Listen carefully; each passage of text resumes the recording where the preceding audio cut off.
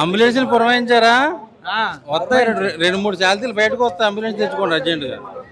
మణిరత్నం గారి పెన్నులో ఇంక్ అయిపోయింది, చాలా అవుట్డేటెడ్ అయిపోయారు ఆయన. ఆ స్క్రిప్ట్ సెలక్షన్ కానీ అన్నీ.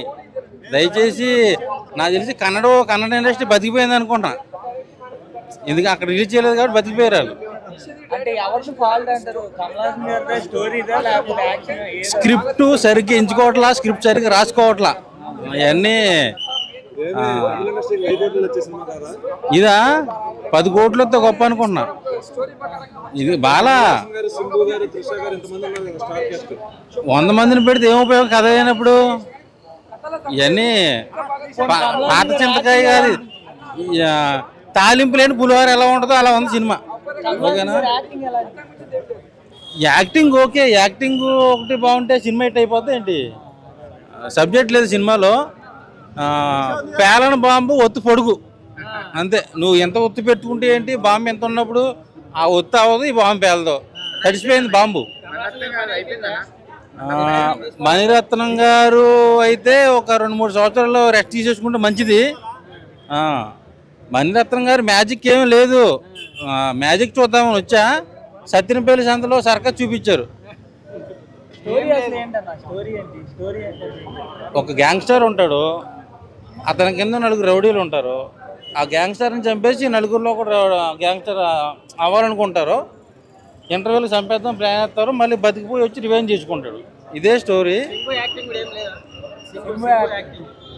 యాక్టింగ్ చేశారు ఓకే, కానీ అన్నీ బుస్లే.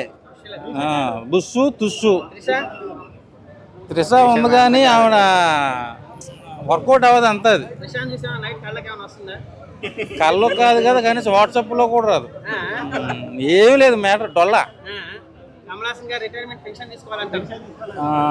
ఆయన గురించి నేను కామెంట్ చేయలే, కానీ కమల్ హాసన్ గారు ఇంకా మంచి స్క్రిప్ట్ చేసి ఉంటే విక్రమ్ లాంటి హిట్ అయ్యేది. ఫ్యామిలీ ఆడియన్స్ వచ్చి ఎంజాయ్ చేయొచ్చు లేదంతా సినిమా అంతేం కాదు. ఫస్ట్ హాఫ్ బాగుంది, సెకండ్ హాఫ్ తట్టుకోలేదు. సో యావరేజ్ అంటారా? యావరేజ్.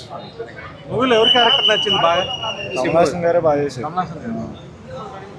సింబు ఎలా ఉంది? Simbu character almost Kamal Haasan match చేశాడు.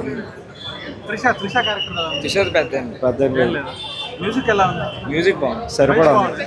రెండో ఉన్నాయి సరే, మంచి ఫైట్స్. సినిమా మాత్రం చూస్తున్న ఒక డిఫరెంట్ మూవీ. అంటే చెల్ల ఒక అన్న సెంటిమెంట్ ఉంటుంది ఇలా. అంటే కమల్ హాసన్ లాస్ట్ వరకు కలుపుతాం అంటే అన్న చెల్లని, అది ఒక సెంటిమెంట్ లాగా ఉంది. సినిమా ఒక డిఫరెంట్ మూవీ. ఇంకోటి మన ఏఆర్ రెహమాన్ మ్యూజిక్ ఒక చాలా బాగా కొట్టిన మ్యూజిక్. అంటే ఇది ఒక డిఫరెంట్ మూవీ. అంటే ఇప్పటిదాకా ఇలాంటి సినిమా ఎప్పుడు చూడలేము మనము. అంటే ఇప్పుడున్న జనరేషన్ కమల్ హాసన్ గారు కూడా ఇంత మంచి యాక్టింగ్ చేస్తున్నాడు. ముందుగా హ్యాట్సాప్ చెప్పాలి, ఆయన యాక్టింగ్కి ఎంత బాగా చేసిండు. ఇక్కడ శంభు గారు హీరో యాక్టింగ్ చేసిండు, ఇక్కడ విలన్ యాక్టింగ్ చేసిండు. అంటే ఇంత ముందుకి ఆయన ఎంత బాగా చేసిండు, దానికంటే చాలా బెస్ట్గా చేసిండు యాక్టింగ్ శంభు గారు.